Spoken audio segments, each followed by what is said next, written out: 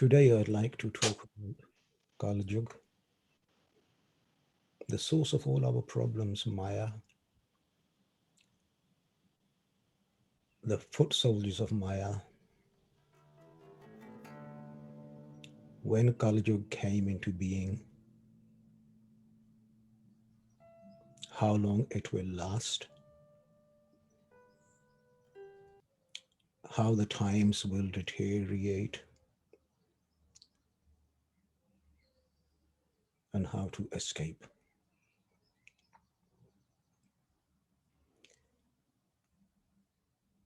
Today, I am going to share with you three experiences of three most beautiful prophets with Kaljug, Maya, Shaitan, or the devil.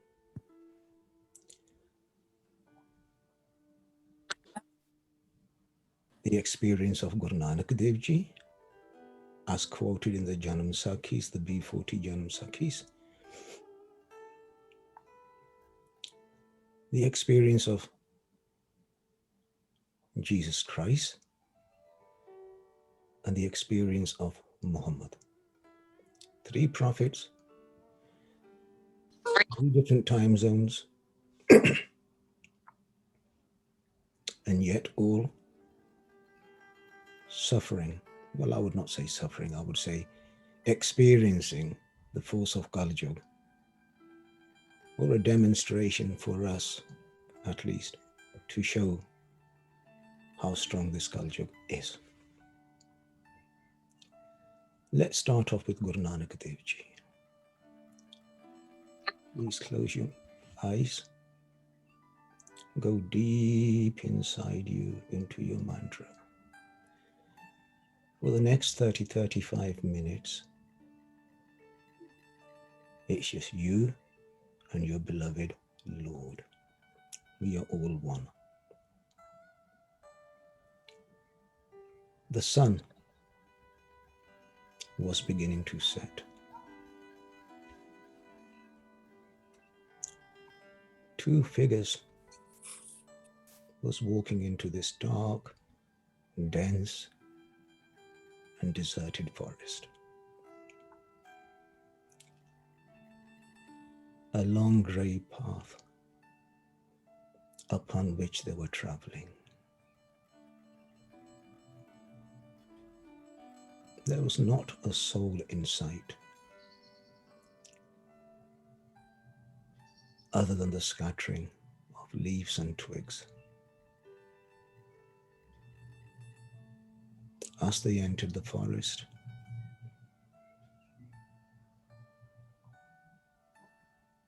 trees were casting dark, ghostly shadows.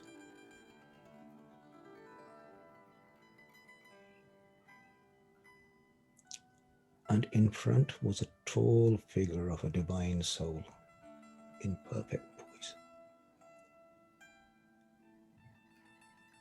In his hand, he had a mala,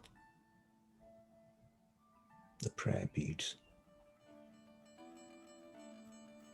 and his beautiful divine lips were uttering the word of Sat Kartar, Sat Kartar. The Lord is the truth. The Lord is the truth. Everywhere he placed his divine footsteps seemed to give life to the dead ground beneath him. A glow seemed to emanate a few inches above his crown and surrounded his divine body. This was Baba Nanak Ji. Following his master was his long-time disciple, a Muslim musician by the name of Mardana Ji. And many years they had travelled together, and he had followed his Guruji without any questions. When his master Guru would start singing the divine hymns of Gurbani, Mardana would pull out his rabab. Guruji would say, Mardana ji, Bani Aiya, the divine word has come. Open and accompany the beautiful Gurbani with the rabab. And dutifully, Mardana ji would play some beautiful melodious notes to the Gurbani.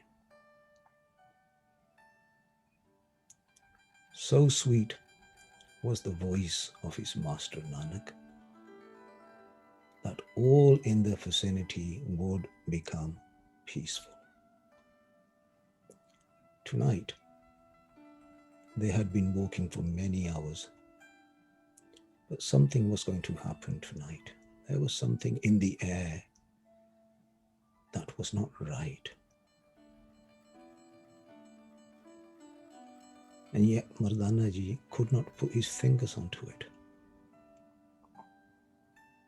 Mardana was tired, but he had no desires to sleep in this forest.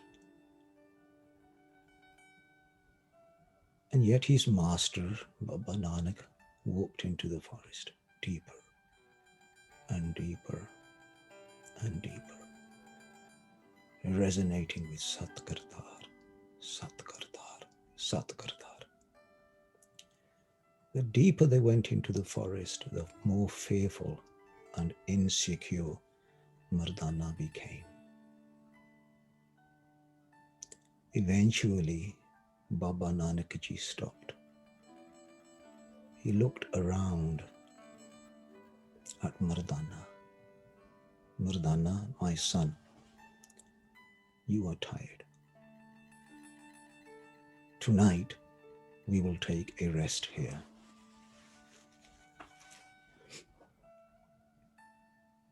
You go to sleep and we will carry on tomorrow at first sunrise. Mardana ji clasped both his shaking hands together. Master, may I make a request? Yes, my son. If it pleases you, my master, can we carry on? I cannot sleep here. I do not feel comfortable. Let us get out of this forest. Then I will sleep. Baba, I sense much evil here. This forest is very frightening. Baba, I have never experienced this experience before. Baba Nanak ji smiles. Mardana, all will be well, my child. The journey is long. Tonight, the divine order is that we sleep here. Dutifully, the disciple went to make his master's bed as comfortable as he could with the few old sheets that he had. Baba said, son, you rest, I am fine. The ground was wet, so out of his backpack, he took some sheets, laid them on the ground, and using his backpack as a pillow, he put his rabab, the musical instrument that he carried, on one side and tried to go to sleep. However, Mardana was struggling to go to sleep. He was tossing and turning and tossing and turning. He sensed that there was the presence of evil in the forest, and he was getting chills right through his bones. As he laid his head down onto the ground, he could hear demonic voices coming from the ground beneath him. So many voices screaming at him, laughing at him, taunting him.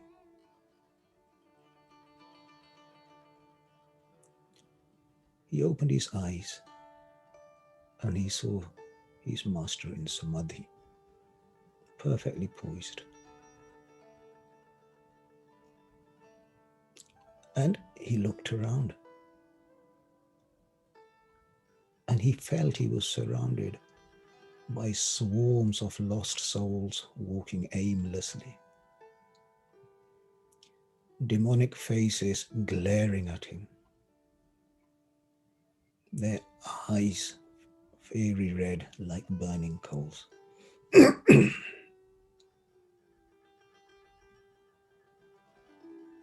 He was bewildered and scared. Baba, I am scared. What is going on? I do not understand. Guru Nanak Dev Ji said, son, do not be scared. For what you are about to experience is the force of Kaljug. The full force of Kaljug. Remember, my son, all that you see is a deception, an illusion. Nothing is real. However real it feels, stay connected with the divine, with the Ekonkar Satnam. Just observe the wonders of the divine, my son. Keep focus. With these words, Baba Nanak Ji went back into Samadhi. The wind starts to become stronger and stronger. The leaves started to swirl around and around like a tornado in the air. The branches of the trees began to shake violently.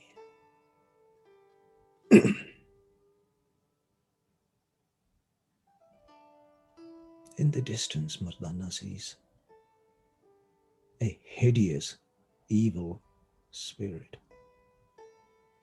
a demon-like figure, so large that it felt that its head was touching the heavens above, making its way to Baba Nanak. Babaji looked at Mardana. Son, wake up. The time is here. Play your rabab. Let us sing the glories of the divine. Mardana ji opened his rabab and Guruji started to sing the Kirtan of the divine. The demon was striding towards Baba Nanak Ji. And as the vibrations of the divine Shabad mantra resonated through the forest, Eko Ankar, Eko Ankar, Eko Ankar, Eko Ankar, Satnam Karta Purkh, Satnam Karta Purkh, Eko Ankar, Eko Ankar. Baba Nanak started singing the Mool Mantra. And this divine mantra resonated through the forest. And this apparition, this demon, and looked so large, so menacing, started to become smaller and smaller and smaller. And as the apparition approached Baba Nanak, it took a human form and it stands in front of Baba Nanak,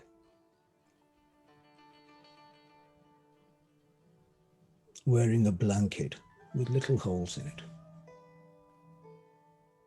"Who are you?" asked Baba Nanak. "I am Kaljug," replied the demon. "Where do you live?" asked Baba Nanak. The demon stops laughing, sending a cold, freezing sensation into the air, a menacing sensation. "Where do I live? Everywhere I am. All is mine, all is mine. I live in everyone. There is nobody who has escaped me." "How do you live?" Babaji asked. "I exist covertly. I exist so subtle, so subtle, so subtle that the human being has no ideas. I am a cloud of negative energy that the many will never see." "What is your purpose here?" asked Baba.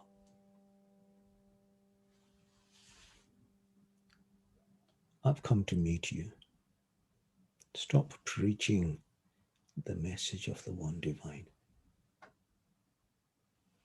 Come with me. I will offer you kingdoms, jewels, all the pleasures of the world." Baba Nanak replied, "Shaitan, what more can you offer me?" Shaitan is referred to the devil in Persian language. "More? You ask. I can give you mountains of gold. I can give you many palaces. I can lay the floor you walk on with layers of diamonds. I can offer you the power to travel from one universe to another. I can show you those worlds that the eye cannot see. What more can you offer me? I can make you the Sultan of all Sultans." Baba Nanak looked and smiled. "What is this blanket that you are wearing? And why does it have many holes?" "This is the blanket of illusion, the blanket of Maya. And the whole world is fast asleep in the warmth of this blanket. In the warmth of this blanket, Baba, people have forgotten their mortality. They have forgotten their purpose. They have forgotten the divine and the divine virtues. They have forgotten to love.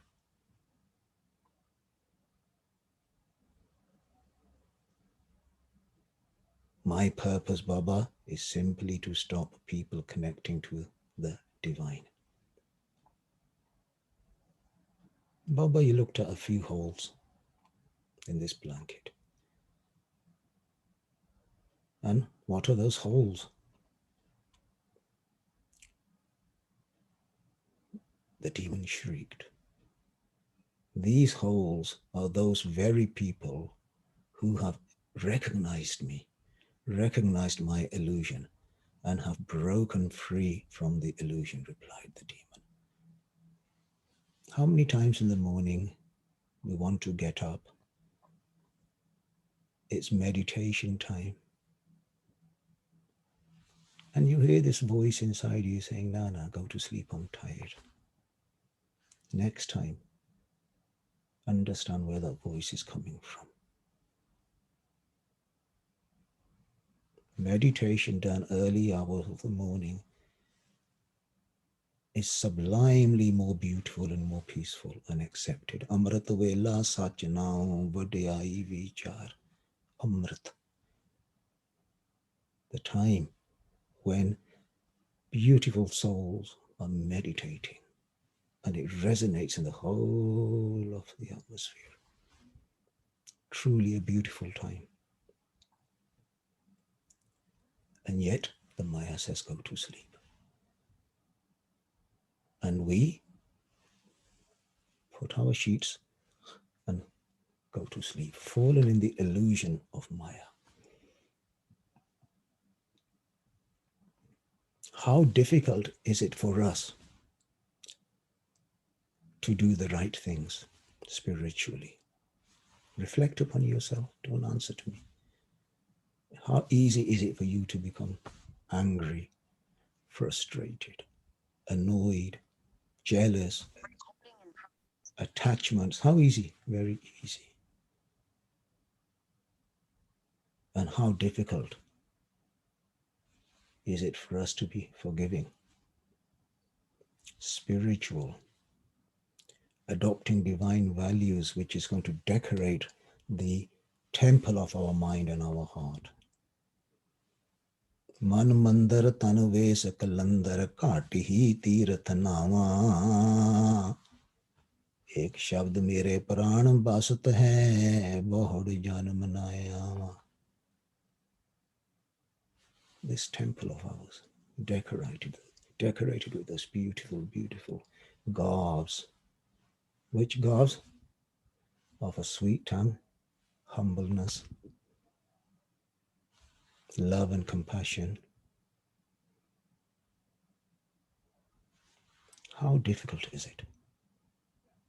To do the right thing has become very difficult. You know why? That is Maya. That is Kaljug. To do the wrong thing is very easy. You know why? That is Kaljug. I want you to reflect upon Kaljug in your every moment of your thinking. This is so important. You have to introspect yourself.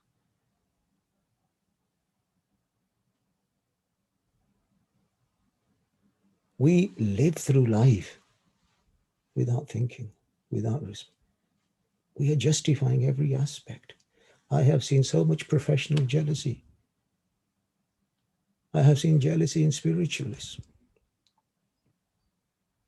Collecting followers. A true spiritualist, his arms are like that, my saint used to say. Come. Jaya means welcome. Go. Goodbye. That's it. Anybody wishes to stay? Stay, he said to me, son. Bahadur, this is the way you must carry on these teachings. People will come, welcome them. People will go, goodbye. People who want to stay, teach. No holding on. So this Kaljug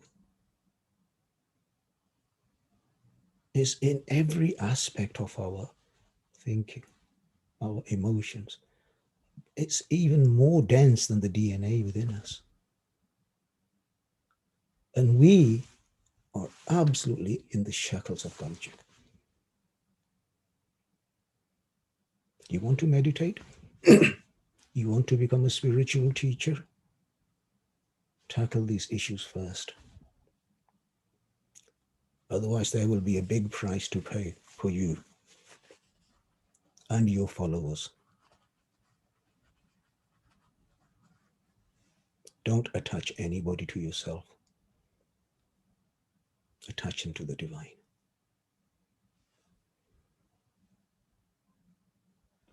Kaljug is an entrapment.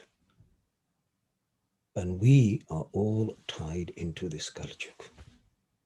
And this is why building good karma is virtually impossible without a good, honest, enlightened, preordained spiritual soul who has no interest in following, who has no interest in your pockets, who has no interest in acknowledgement.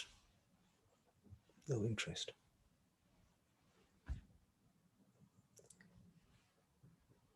This experience of Baba Nanak Ji was put down in the scriptures. मोती ता मंदर उस रहे रतनी ता हो है जड़ाओ कस्तूर कुंगू अगर चंदन leap आवे चाओ मत देख भूला विसरे तेरा चेत ना आवे नाम. If I had a palace made of pearls, inlaid with jewels, scented with musk, saffron and sandalwood, and a sheer delight to behold, seeing this, I might go astray and forget your name.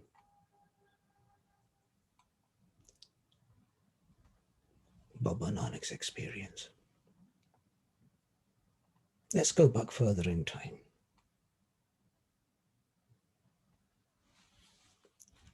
Walking in the Middle Eastern sands, the deserts, was Jesus.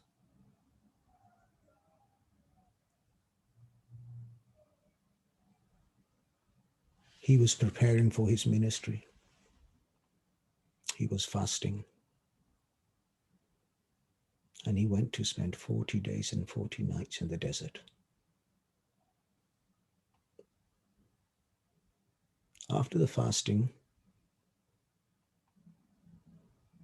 the devil came to him and said, if you are truly the Son of God,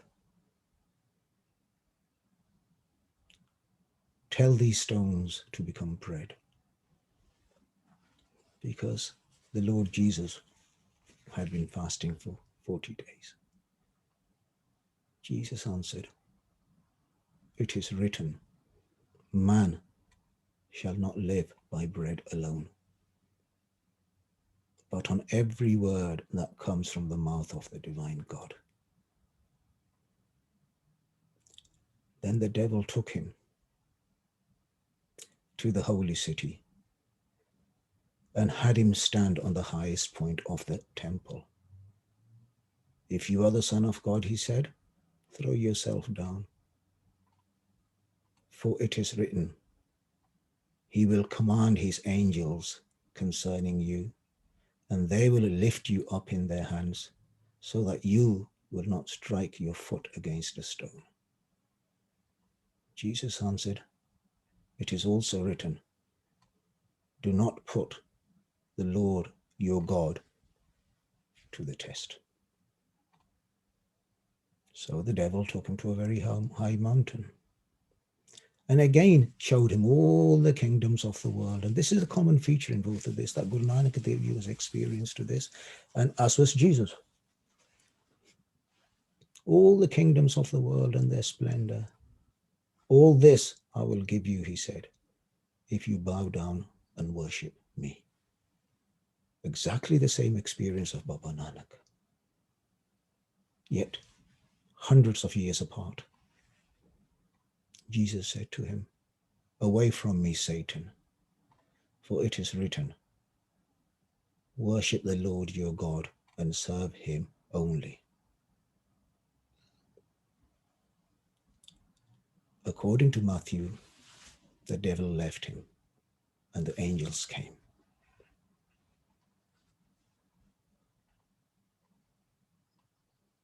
Now there's a very similar narration in the life of Prophet Muhammad, peace be upon him. According to the book, The Tree of Being, the Prophet Muhammad was in congregation during his stay in a house of one of his disciples. The door was shut and the congregation had responded to the dua and they had just sat down. As the Prophet started preaching on the beauty and the oneness of the divine Allah, and the congregation was sitting down nicely just listening, a loud voice from outside shrieked, screamed at the Prophet, "Oh, you, the one inside, Would you permit me to enter? This voice shouted. I have business with you. One of his disciples drew his sword. If you give me permission, let me slay this insolent man. Does he not know who you are? Does he not know we are sitting here listening? The prophet looked at his disciple. Son, sit down, for this will not die by your sword. All looked at the prophet. The prophet looked at the congregation and smiled and asked, do any of you recognize the owner of this voice? And the congregation just looked at each other. No. The prophet said, this is Satan, the accursed, the shaitan. When people heard this, they became very frightened. The prophet orders the shaitan to be let in. The doors were opened, and this figure, a very frightening figure, a very weird-looking figure, walks up to the prophet, and a conversation starts. And this is a very long conversation according to the script, but I will just highlight a few past parts of that conversation. The prophet said, Shaitan, when my people pray, what happens to you? Shaitan, the devil, Kaljug, starts to shake and tremble, was the reply. Shake and tremble, this is what happens to me when your people pray. When your people respect the divine. What happens when they all meet on Hajj at the house of their Lord? I go mad with anger.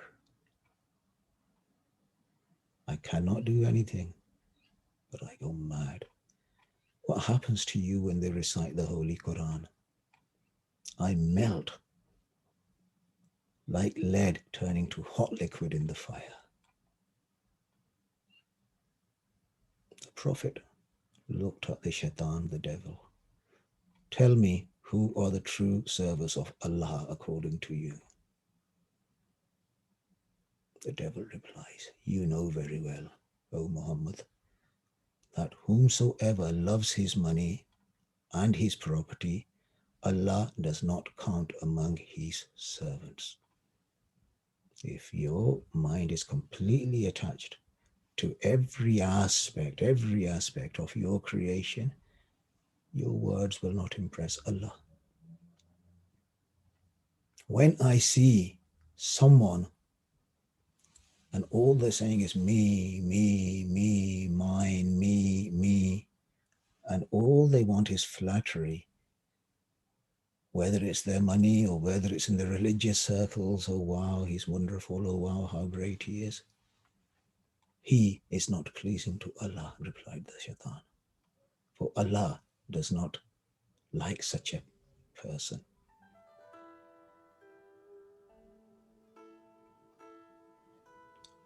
I run away from a true servant of Allah. I have no place there.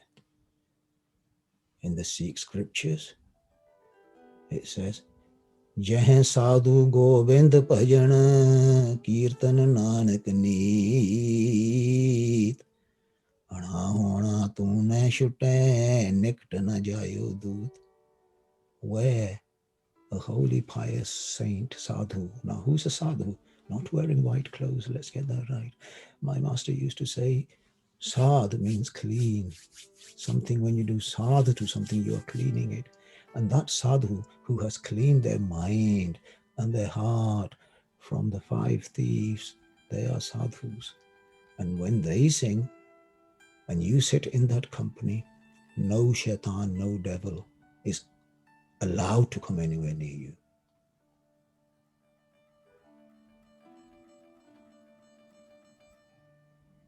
How many of you are there? Muhammad asked.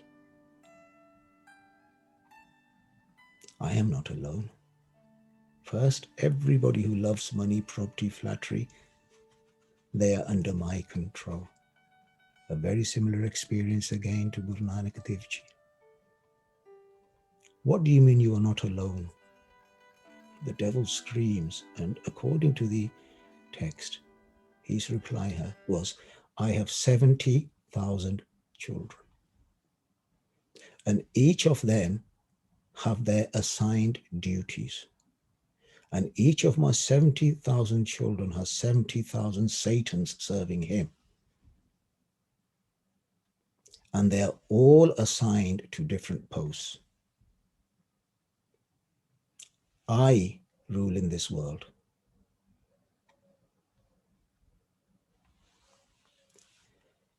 That was a very famous saint, and I heard the tape of a possessed lad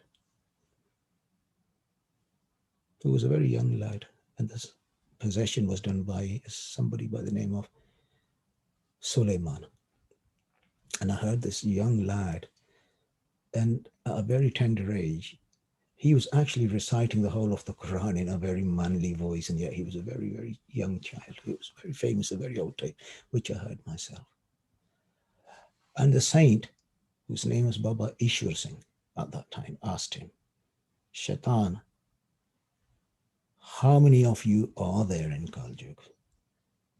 And the voice inside this young child replied, there are 3.5 times more of us in Kaljug than there are of you in the human form. And many of you in the human form are mine also.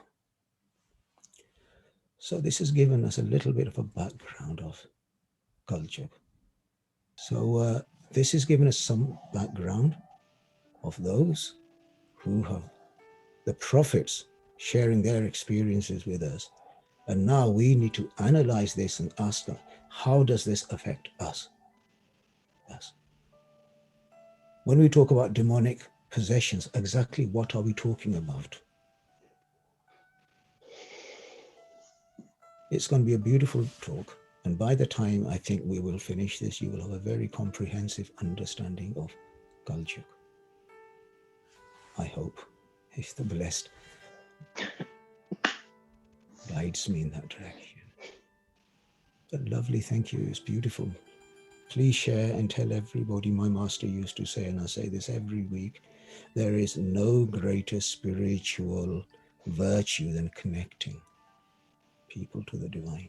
And on this forum, every religion, every background, every understanding, we are a bouquet of flowers. How boring would it be if this bouquet of flowers was simply one color? No. Whether you're a Christian, whether you're a Muslim, whether you're a Hindu, whether you're a Buddhist, whether you're a Baha'i, whether you're a Jain, or whether you're a Sikh, we are one. We are one. We are one. We are one. Ik Onkar. Full stop. Do not get impressed with people's language. Connect. Build this family up. Look around. Because you people, they say that the one who plants the seed of a tree will never sit in its shade to enjoy the shade. I certainly won't. Many of us may not, may do. But this seed, this tree of oneness will give birth, and you are the people that's going to make this happen. You are the chosen ones. Okay? But I say one thing to you. Stay committed. Serve a higher purpose, more than yourself.